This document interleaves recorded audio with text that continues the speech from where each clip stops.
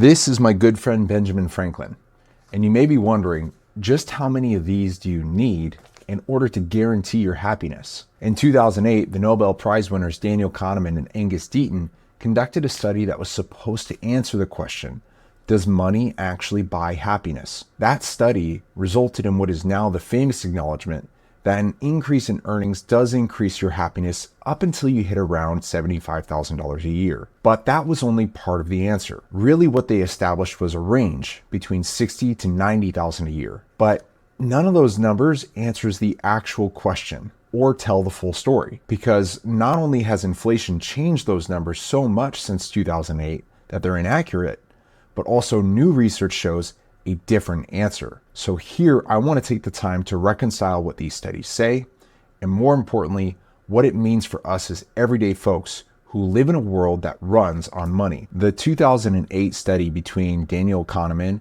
and Angus Deaton is the original story and the original study that established the $75,000 rule as a form of reaching this level increases your happiness, but then once you get past it, doesn't really do anything for you. That was what the initial studies said anyway. And for a long time, that held up. I remember hearing about that for the first time.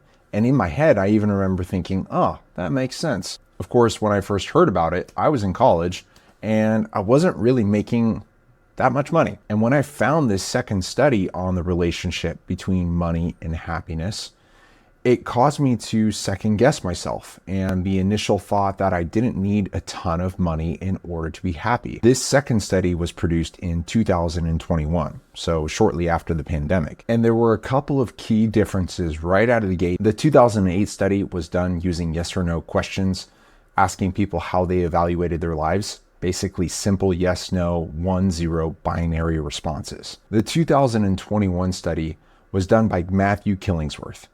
And Killingsworth actually used an app to track his participants as they would measure themselves throughout the day. And he would ping them multiple times throughout a day, and they were given multiple ways to respond. Everything basically on a continuous scale that would go from very bad all the way to very good. And this nuanced approach led to some more nuanced data.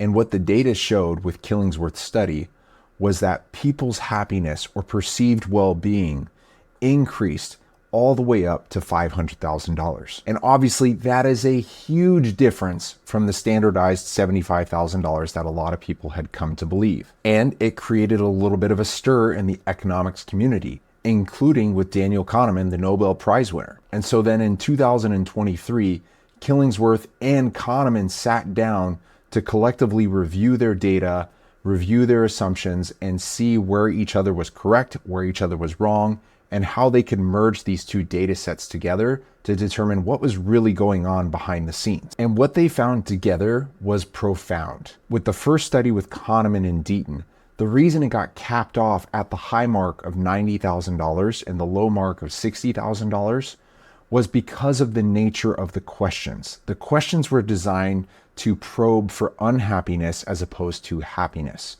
As in, where does the misery stop? Where does the misery end? Where is the pain tolerance at its greatest and at its weakest? And by combining the reports from both Killingsworth and Kahneman, they realized that there were two very different reactions to people's perception of money. And it all had to do with somebody's pre-existing level of happiness, and that it was the chronically unhappy, the bottom 20% of the population, when they were polled for their happiness in relationship to their income.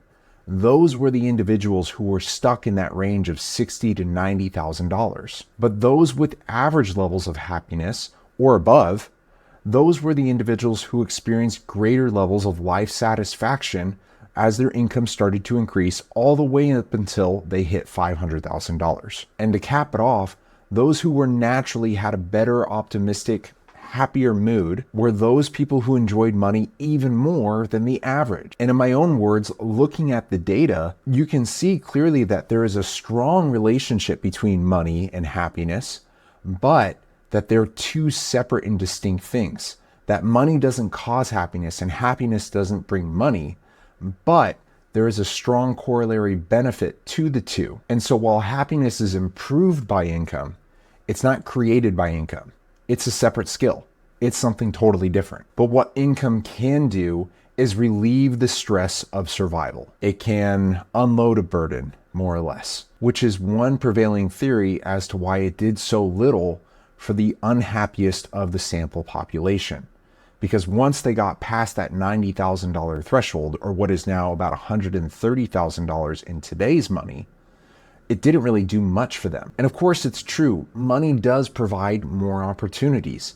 It does provide opportunities to experience more things, to reinvest in our lives, and to make ourselves healthier and have a greater opportunity for success in the real world. But those are not the same thing as happiness. They do provide a greater opportunity for self-fulfillment and for fulfilling our goals, which is much closer to true happiness, but it's not the same thing. And for a long time, that realization left me with the question. So if money and happiness are separate, and happiness increases the benefit of money, but money doesn't necessarily bring happiness, how do you get happiness? Where does that come from? And that took me down a totally different rabbit hole. And ultimately, it led me into high performance studies, how to become a better person, how to perform at a high level so I can make more money. But as I got older, one of the things that really helped me a great deal was as I started studying philosophy, specifically Stoic and the original moral philosophies of Plato, Socrates, and the other Greek philosophers, one of the things that I began to realize was that money was neither good or evil. It was just a thing. It was a resource. And its effect in our lives was entirely determined by how we use it. And the result of all of that was I began to see that money was a tool, that having it was preferred and it was helpful, but it wasn't the end all be all, and that you could be happy without it. But at the same time, I also realized that you do need to have enough money to eliminate that fear of survival. We do need to be good enough with money at both making it, preserving it, guarding it, and being good stewards over it. So that way we're able to make sure that we don't have to be worried about how we're going to get by from day to day. And when that kind of pressure is on a person, that's when we are tempted to do the worst things. And when we feel the need to rationalize our actions. Because what happens is when you are stressed about money, you do have a different outlook on life. You do begin to see money as a good, as something to be sought for, because you do need it, and you begin to justify and rationalize certain actions and behaviors that ultimately harm your character, which is a far more damaging thing than not having money. And it's easy for a middle-class person to be able to say that. I know that for a long time, I struggled to be able to make money. For a long time, it felt like I was stuck somewhere between $50,000 and $90,000 in income. And then when I finally broke through that threshold into the $200,000 mark, it made a world of difference in terms of how I viewed money and the different opportunities that were available to me. But they didn't really build character in me. And that's really what moral philosophy teaches about these different resources, is that the only things that are good constantly. And the only thing that is truly good all the time is the concept of virtue and honor, because it constantly adds to you. Something can only be good if it is constantly good. It needs to be consistently good for you. And money, time, power, any of these resources are not necessarily always good for you. They actually make more of you. That's really what resources do.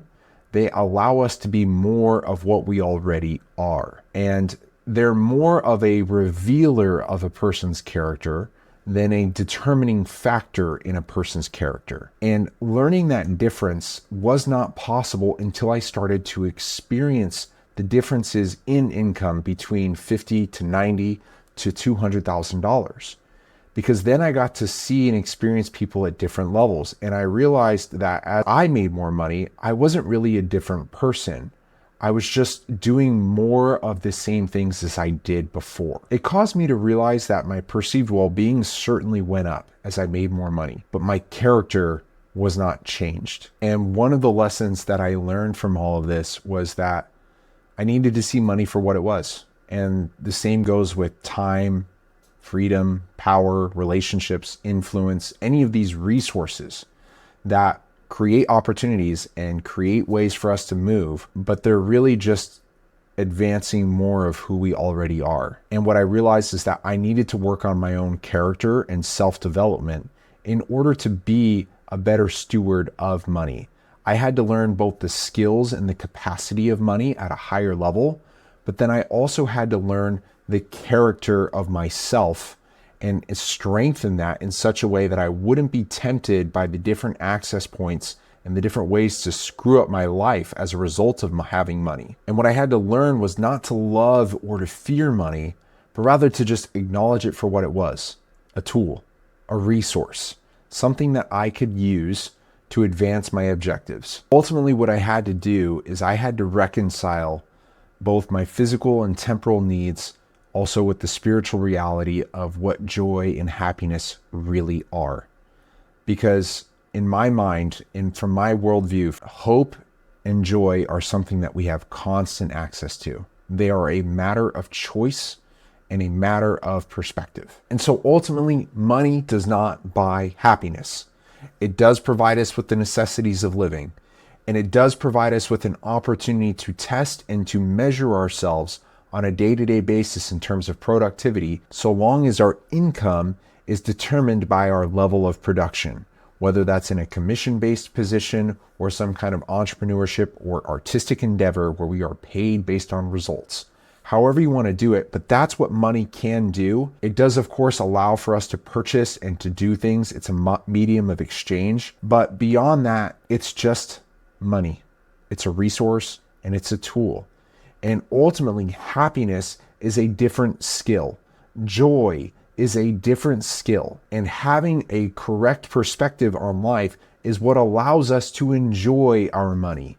And it is also what allows us to use it correctly in such a way that it builds our character. And one of the blessings of going up and down and then kind of crashing a little bit with regards to money is that it's helped me to realize that I have been both happy and miserable at both the highs and the lows of having money. I've been incredibly happy, and I've also been incredibly miserable and stressed out because it's based on my perception. Also, if it wasn't clear to begin with, this is something that I didn't really feel ready for. This is a video that meant a lot to me and has a lot of conflicting emotions and experiences, and I'm still working to untangle. I know that this is a really complex and emotionally charged topic, and so it becomes incredibly important for us to understand what truth is and what true good is. And once we know what those things are, we can then apply good and true principles to the application of things like money, power, influence, relationships. I am a huge believer that before we seek for fortune, whether that's to use that word in the Stoic sense, fortune as in circumstance, externals, we should first seek for wisdom, because if we have the wisdom to desire the right things at all times, the fortune will come. So if you're down for that, subscribe and let me know how I can help. Feel free to drop questions and comments. We're here for the ride.